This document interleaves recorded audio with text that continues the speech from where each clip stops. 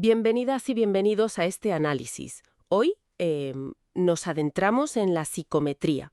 Vamos a hablar de cómo intentamos, ponerle número a algo tan esquivo como puede ser la inteligencia o la personalidad, ¿no? Exacto. Y lo interesante es que cualquier test que usemos, da igual lo bueno que parezca, siempre lleva un margen de error. La pregunta es, ¿cómo lidiamos con eso? Precisamente, ahí es donde entra la teoría clásica de los test. La TCT, como se la conoce. Es un poco el pilar sobre el que se construyen muchísimos test. Nos da, digamos, un modelo matemático para entender las puntuaciones. Y sobre todo, para intentar estimar y controlar ese error de medida que, bueno, es inevitable. La palabra error siempre suena un poco inquietante, ¿no? Cuando hablamos de evaluar personas. Quiere decir que los test al final no son de fiar. No, bueno, no exactamente eso. La TST no es que ignore el error, sino que lo asume. Es parte del juego, digamos. La idea central es bastante intuitiva en realidad. La puntuación que una persona saca en un test, la que vemos, ¿no? La llamamos X.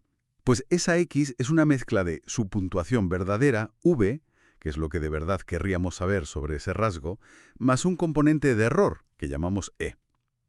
La fórmula es simple. X igual a V plus E. Pero, y aquí está la clave de todo el asunto, esa puntuación verdadera, la V, nunca la podemos conocer directamente. Es un concepto teórico. Vale. Si V es inaccesible, entonces ¿cómo podemos trabajar con ella? ¿Cómo sabemos si un test realmente funciona o no? Pues justo ahí es donde entran dos conceptos que son, bueno, cruciales. La fiabilidad y la validez. Son como los controles de calidad de cualquier test. Y claro, el modelo necesita algunas asunciones para funcionar. Por ejemplo, imaginamos que esa V, la puntuación verdadera, sería la media que sacaríamos si pudiéramos pasarle el test a alguien infinitas veces. Algo imposible, claro.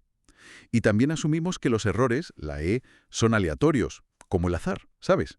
No siguen un patrón, no se relacionan con la V, son ruido. Entendido. Entonces, si empezamos por la fiabilidad, ¿a qué nos referimos exactamente? ¿Es la precisión del test? Se refiere más bien a la consistencia, a la estabilidad de la medida. Es decir, el test da resultados parecidos si lo aplicamos en distintas ocasiones o si usamos versiones equivalentes del mismo test. Ajá.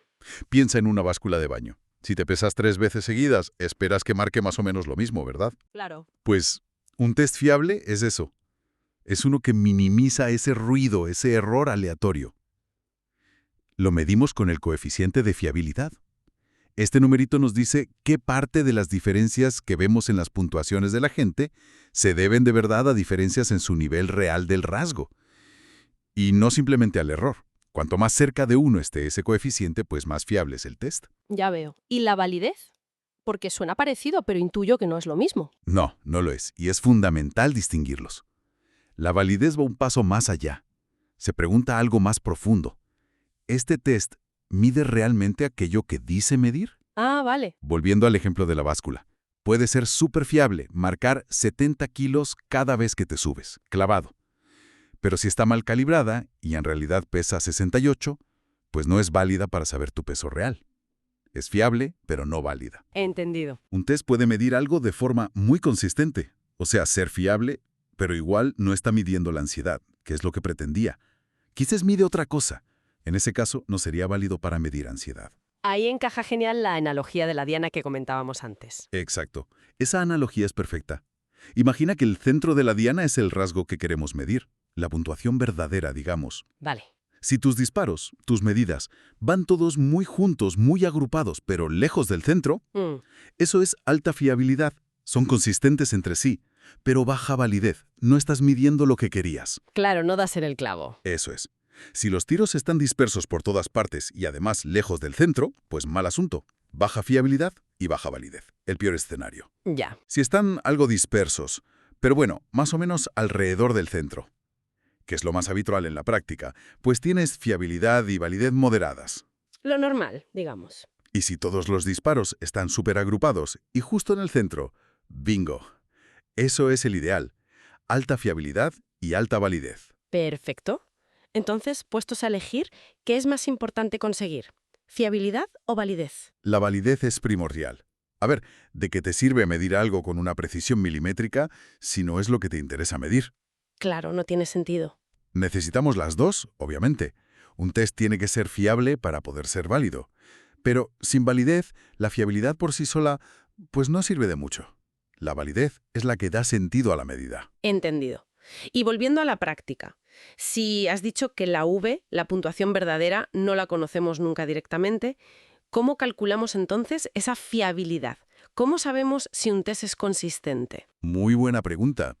Como no podemos usar la fórmula teórica x igual a v plus e directamente para calcular la fiabilidad, pues usamos métodos prácticos, métodos empíricos. Hay varios.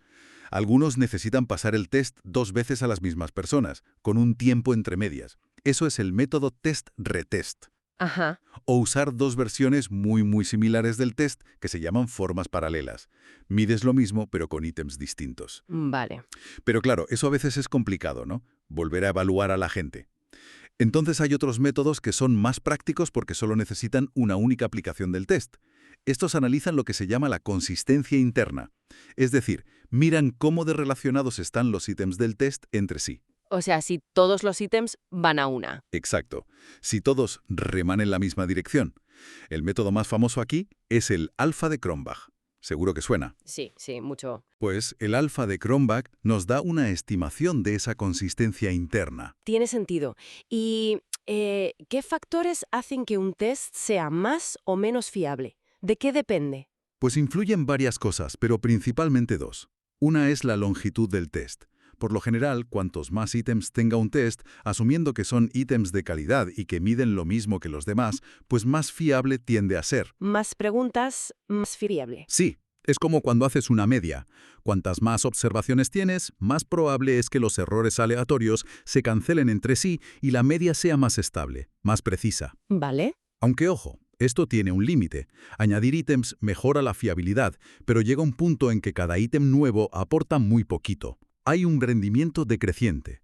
No por hacer un test de 1000 preguntas va a ser perfecto. Entiendo. No es infinito. No. Y el otro factor importante es cómo de variado es el grupo al que le pasas el test.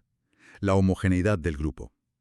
Si todas las personas a las que evalúas son muy parecidas en el rasgo que mides, es más difícil que el test muestre una fiabilidad alta.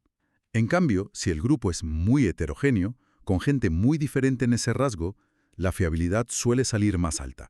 Curioso eso. Sí, porque hay más variabilidad verdadera para detectar. Bien. Creo que las piezas van encajando. La TCT, esta teoría clásica de los test, nos da un marco.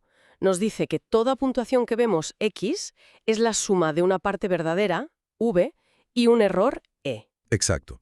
La fiabilidad nos habla de la consistencia, de si medimos de forma estable, y la validez de si medimos lo que de verdad queremos medir. Exactamente.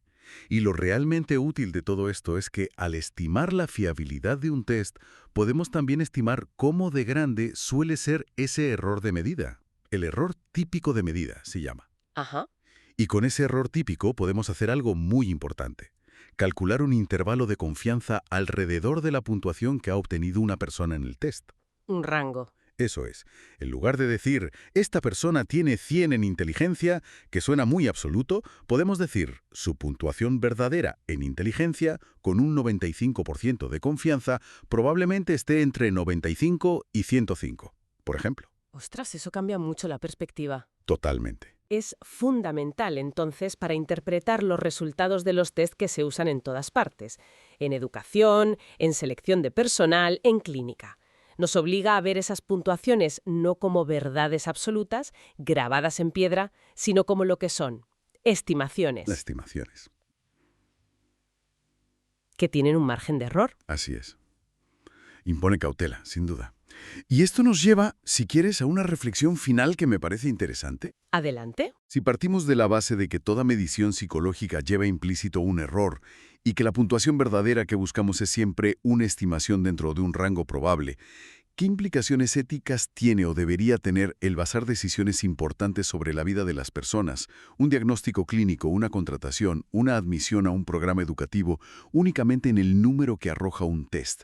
sobre todo si no tenemos en cuenta ese margen de error inherente o si no buscamos complementar esa información con otras fuentes, ¿no crees? Es algo para pensar.